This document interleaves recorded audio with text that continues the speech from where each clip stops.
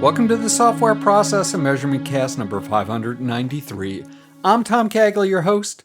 The SPaMCAST 593 features my interview with Scott Crabtree. Happiness at work might sound squishy. Happiness has rigorous science behind it. Simply put, happiness yields better outcomes both in terms of value delivered and our perception of our value. Scott Crabtree helps people apply science to thrive at work.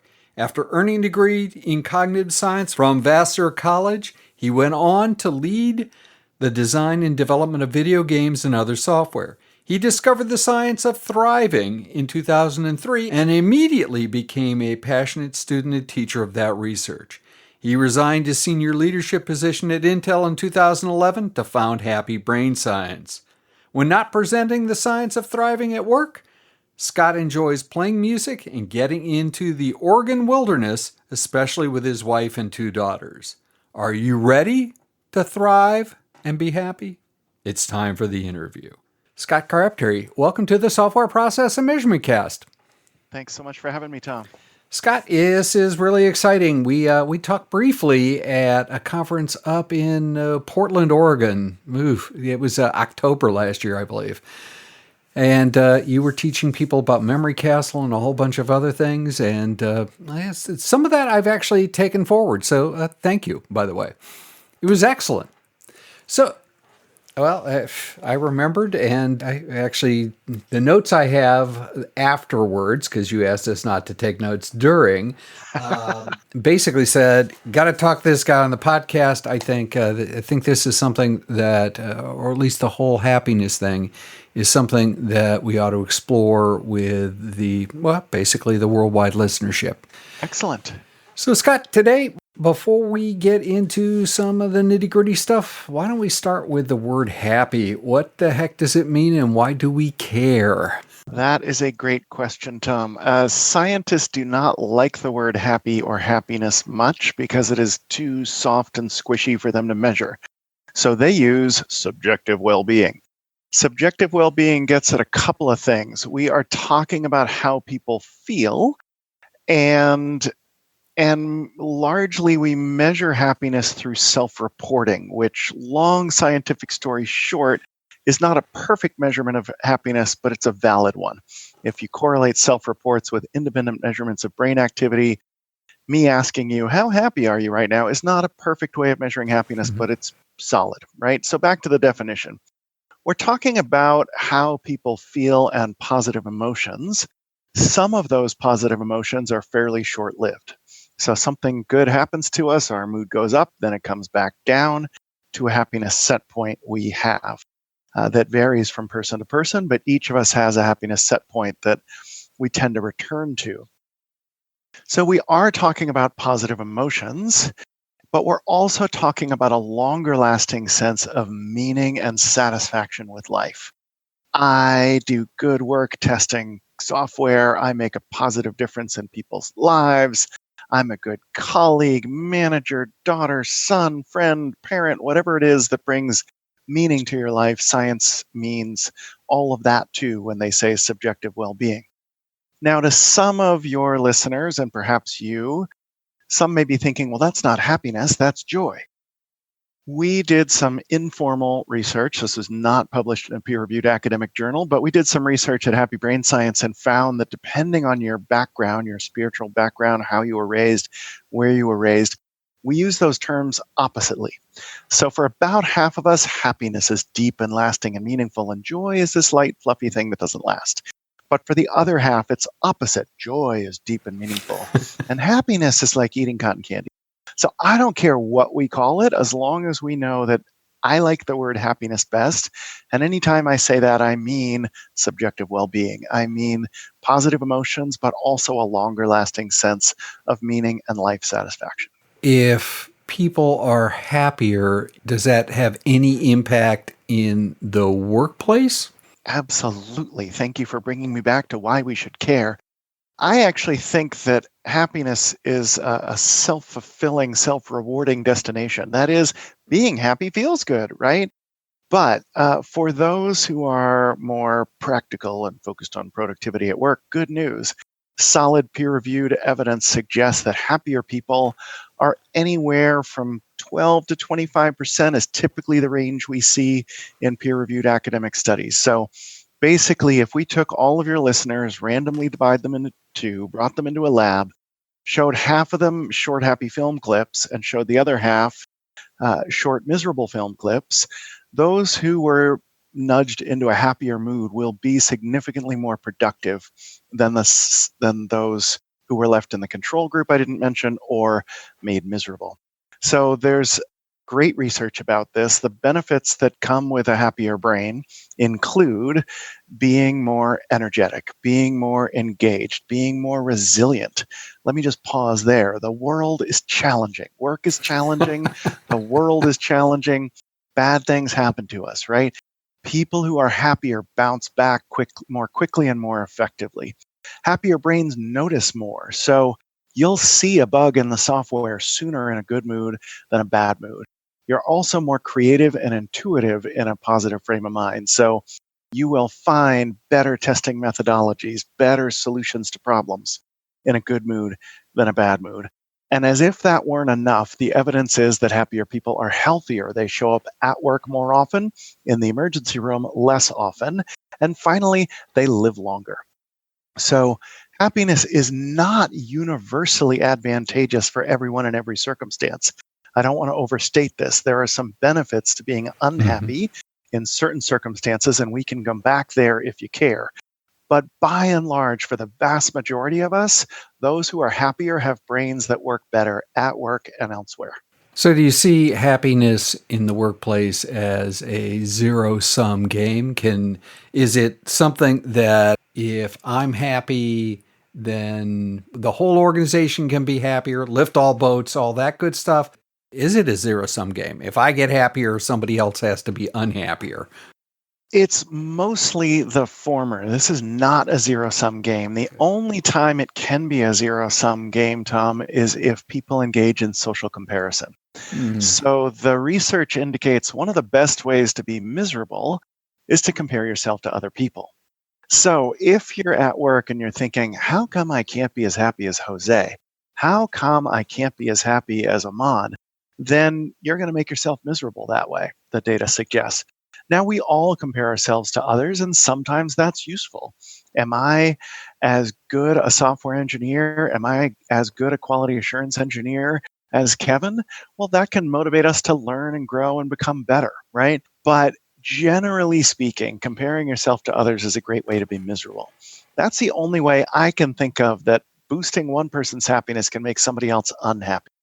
Generally speaking, happiness is not at all a zero-sum game. In fact, the opposite. The data suggests that happiness is literally contagious.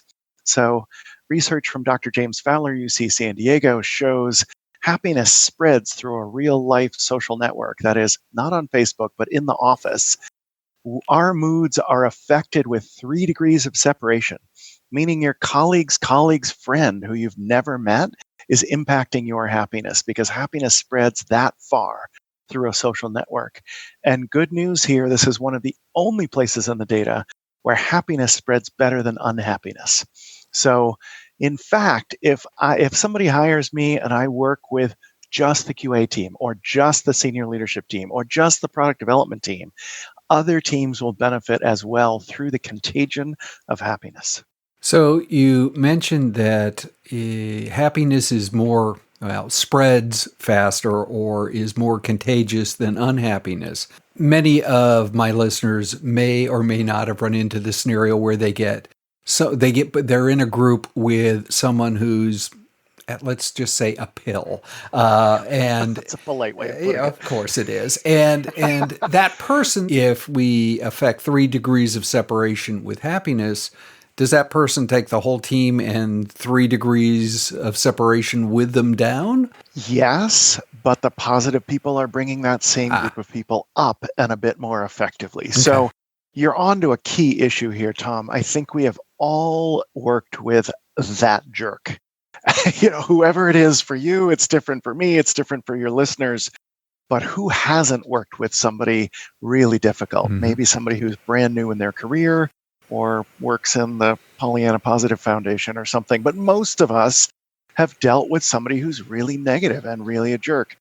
Now, addressing that is important because unhappiness is contagious too. Absolutely. So, for example, one of the best indicators that you will quit an organization is that you sit next to somebody who gives very low scores on employee surveys. So if the employee survey comes and the person next to you says, no, we're not fair around here. No, I don't trust leadership. No, good work isn't recognized around here. No, we aren't headed in a good direction. The person next to that person is likely to quit because almost everything is contagious. The evidence here is it's not just happiness and unhappiness. It's attitudes, even behaviors. You're more likely to smoke if you hang out with people who smoke. You're more likely to eat donuts if you hang out with people who eat donuts. And you're more likely to meditate if you hang out with people who meditate. So addressing bad apples is important. And again, this is one of the only times where happiness and positivity generally spread better than negativity and unhappiness.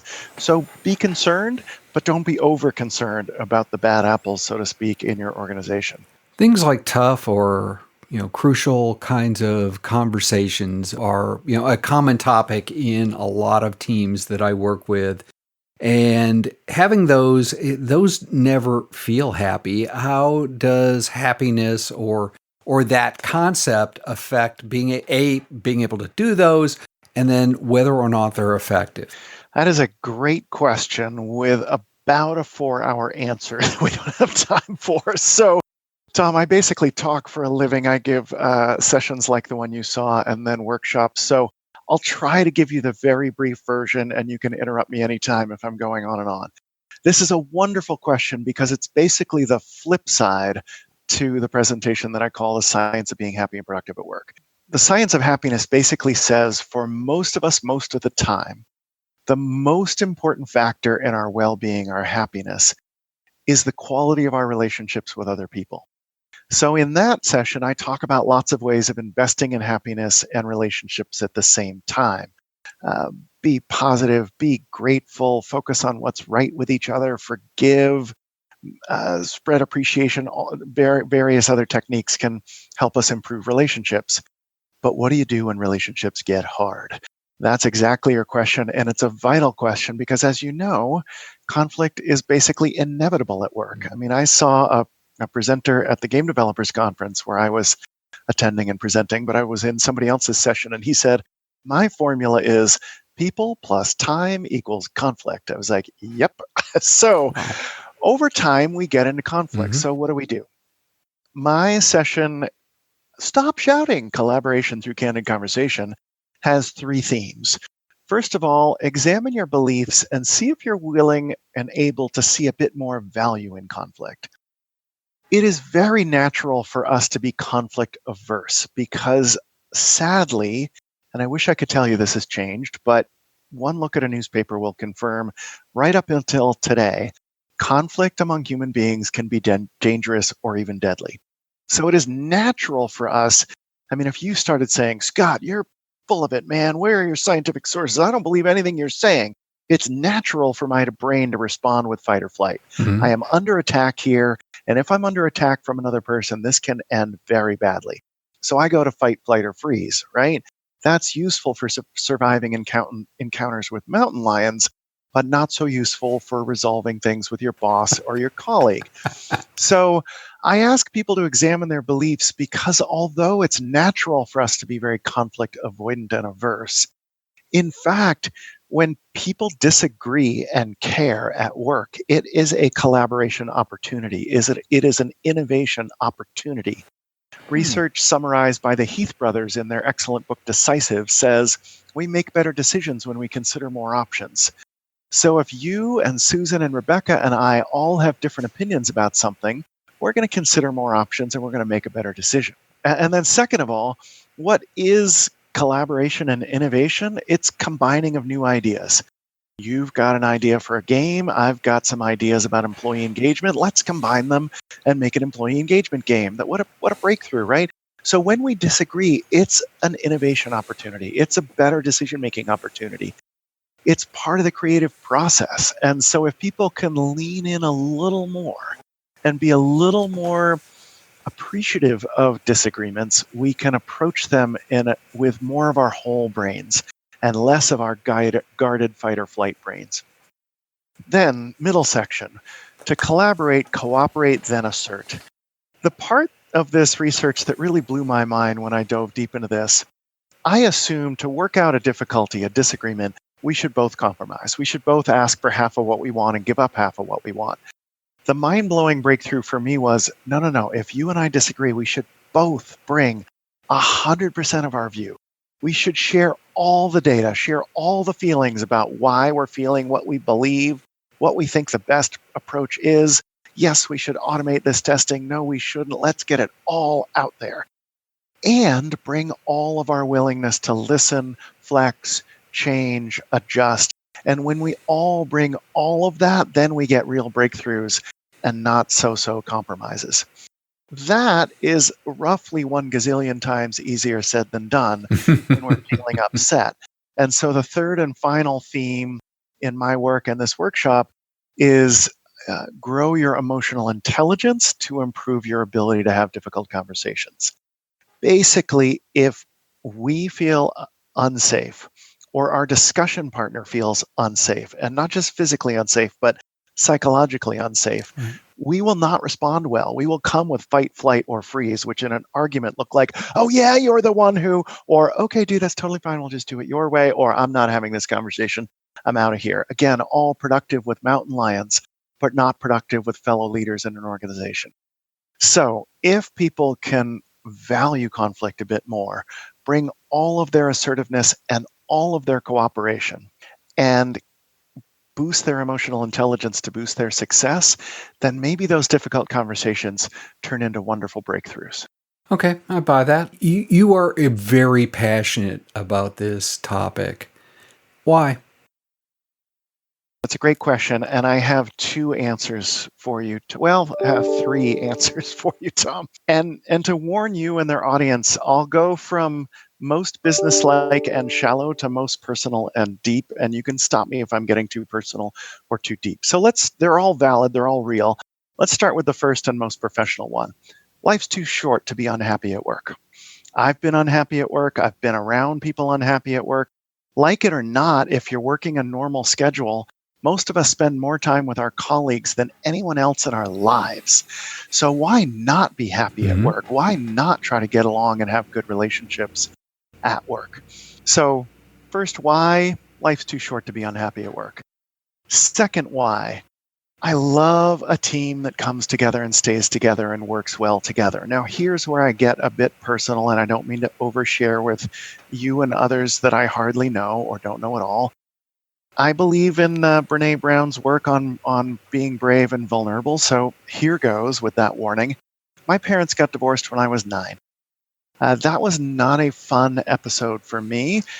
My parents happened to make the choice that my 2 brothers would go with my dad and my sister and I would go with my mom. Now, we lived in the same town, so we saw each other frequently, but I therefore loathe a team that is splintered and breaking apart, and extremely value a team that is coming together and staying together and working well together.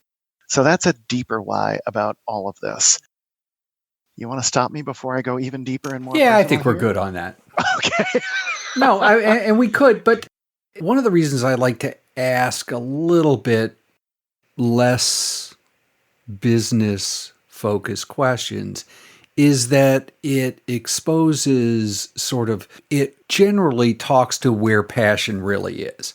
So I think that's actually helpful. And there's some degrees of similarity there. So I resonate with that middle story. Why then did that translate into the whole idea of happiness and brain science and what you're bringing to the market now? So thank you for another good question, Tom. I was a cognitive science major when I went to Vassar College in Poughkeepsie, New York. So I have been fascinated by the brain and what makes us tick and not tick so well between the ears for a long time. That said, that cognitive science degree got me into artificial intelligence and software, which got me into expert systems and then video games. And I had a totally different software career for many decades. And then about 15 years ago, very loosely speaking, my wife walked into Powell's bookstore, an amazing bookstore here in Portland, Oregon. And she was walking in just to get a novel. And I was like, sure, I'll come in. And there was a book turned sideways, cover out, called The How of Happiness by Sonia Lyubomirsky, a professor at University of California. And I picked it up and I turned over to the back, and there was a Harvard professor, Daniel Gilbert, who said, unlike every other book on happiness, this one is based on the best experimental data and will work. I thought, good enough for a Harvard professor, good enough for me. I bought it, read it, finished it, and felt like, I have been to the mountaintop. Like, there is real scientific data, not some guy's opinion, not, I went on a vision quest and I came out with these 4 colors of happy, not any of that BS. No offense to people like that, but I value science and data. I worked for 6.5 years at Intel. At Intel, we had a quote from the former CEO, Andy Grove, that was often repeated in meetings and hallway conversations. That Andy Grove quote is, everyone has an opinion, some people have data. So I was at Intel, and in that engineering-driven, data-driven environment, and discovered the fact that there was a solid science of happiness, and that we could make choices to improve our happiness, and that if we do, our brain would work better in the various ways we talked about earlier. So I felt like first of all, I thought, I want to be this, I want to do this, I want to enjoy all these benefits. And about 4 seconds later, I thought, you're not going to do that, Scott. You're going to forget about 98% of this in 6 months, the way most of us forget most things in 6 months. How can you not forget this? So I happen to be the kid of 2 teachers, wonderful people, by the way, despite the story I told earlier, great people. So I'm the kid of 2 teachers. I thought, if you really want to learn something, you should teach it. So I started volunteering to give science of happiness presentations at conferences without any inkling that I would do this for a living. And that experience basically went viral, again, in a non-internet way. So people at game developers conferences, people at Intel kept saying, hey, I heard you've got a good presentation. Can you come to my offsite and do this? And Tom, I had a perfectly fine career, right? I got good reviews, et cetera, in my career, but I never before had people stopping me in the hallway going, dude, that presentation you gave a couple of weeks ago has totally changed the way I'm dealing with my team and my teenage daughter, and things are much better. Thank you. I was like, wow, that's meaningful and rewarding. So it essentially went viral, and here I am 8 years later, almost to the day, full-time at Happy Brain Science. So you walk into an organization and, someone brings you in. Do they bring you in for a talk, or do they bring you in to actually help leaders, teams actually deal with these kind of issues and become happier? Both. So many people start with a presentation at a conference or a team offsite. We want your learning and memory presentation. We want your gamified employee engagement presentation. We want your happiness presentation. Things like that are often where people start. But we also offer, there's a small team of us here, we also offer coaching, individual and group coaching. And that's one-to-one typically, or one to a few, as opposed to speaking, which is one to many, right? So that's a deeper, more transformative experience. And then we also offer a couple of products. We have an online course that teaches the science of happiness, and I actually have a card game that teaches the science of happiness and employee engagement. So sometimes people discover me and Happy Brain Science on social media. Sometimes a friend tells them about it.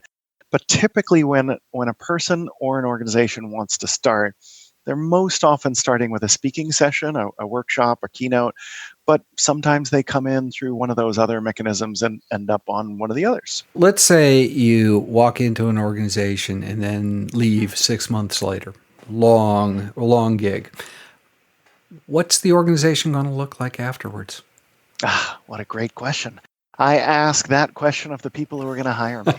So almost, I've got 10 different sessions I can do, a variety of work I can focus on. I can focus on gamifying the employee experience at the organization. I can work with HR on transforming the review system because it's making people miserable. I can work with a team of leaders to get them identifying and using strengths in other people rather than focusing on what's wrong with people. So there's a lot of ways we can go, right? So if somebody express interest in working with me in Happy Brain Science, I always ask them this challenging but vital question. When we're done, what do you want people to think, feel, or do differently? And the answer affects the work we do and therefore the outcome. So let's take a couple of specifics. Often I hear, I want people to be more energetic and engaged. We've got some people who have been here a long time.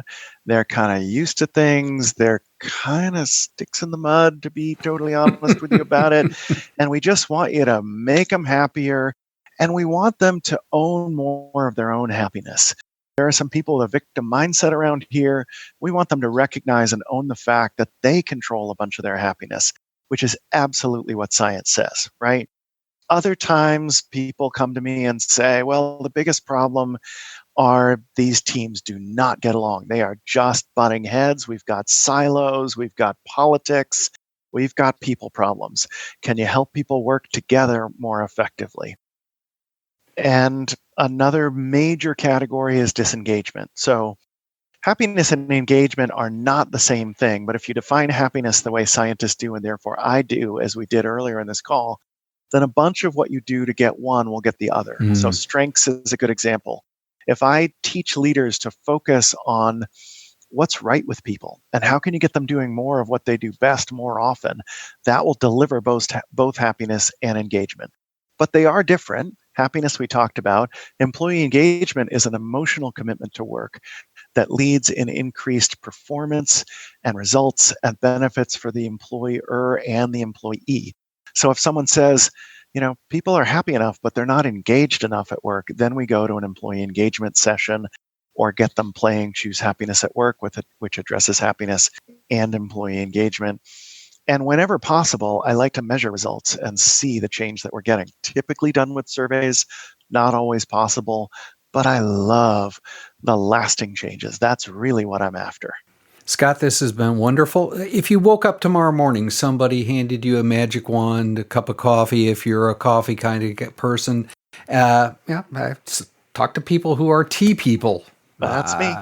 Well, there you go. So I'll take the cup of tea. Okay, cup of tea, magic wand, and you said you had the power to change any two things that impact work today, tomorrow, next century. What would those two things be and why? Wonderful question. Again, I would first of all focus on people bringing more heart to work. And look, again, I'm a software guy, right? I'm a science guy. I'm a data guy. So I get it if some of your listeners, focus on process and measurement are like, what? Heart? That has no place in work. Show me the data. Show me the results. Like, I worked in a company like that. Intel is not a lot of heart. It's a lot of brain and engineering and process and measurement. So I get it if you're skeptical about heart. But the data, the solid scientific data suggests when we bring more heart to work, when we appreciate each other as whole human beings, when we're willing and able to talk about emotions at least a bit, when we're willing and able to try to work through problems together, everybody benefits and everybody does better work. So look, if you're anything like me, you learned don't trust much from the neck down. Those emotions are messy, right? I didn't get into computers and video games because I loved emotions so much. I learned I've got a brain that works pretty well. Just focus on thinking and everything will be okay.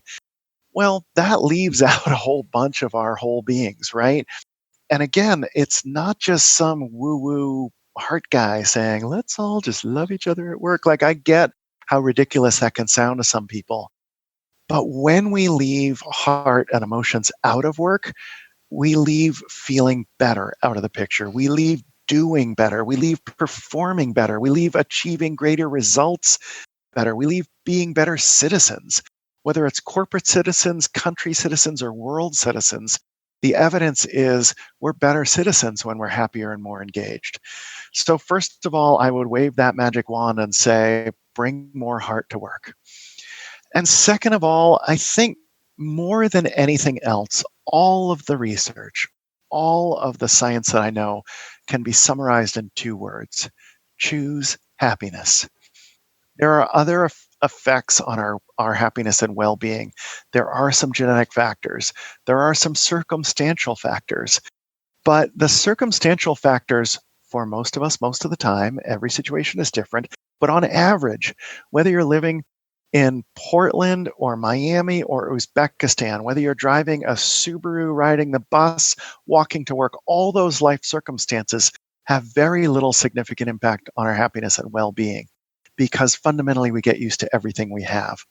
So a huge factor on our happiness and well-being are the choices we make, what scientists call intentional activity, what's going on between our ears. So I would say bring the heart to work and recognize that you can choose happiness and make better choices. Absolutely fantastic. Scott, if people wanted to continue the conversation, how would they go about doing that? Oh, I would love that. My site is happybrainscience.com.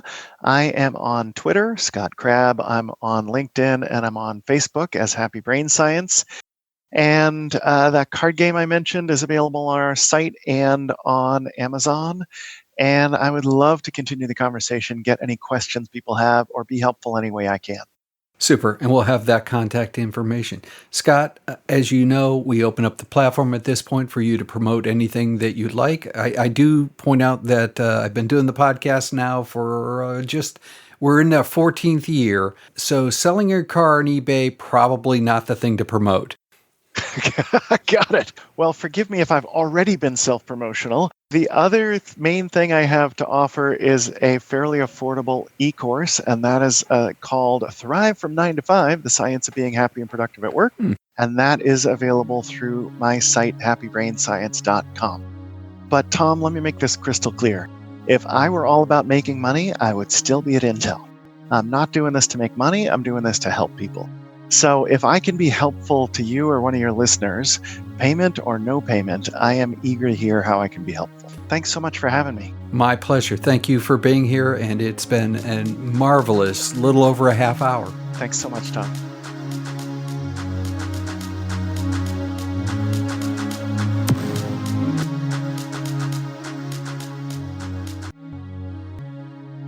In Reread Saturday News, today we tackle Chapter 5, Make It Safe, from Crucial Conversations.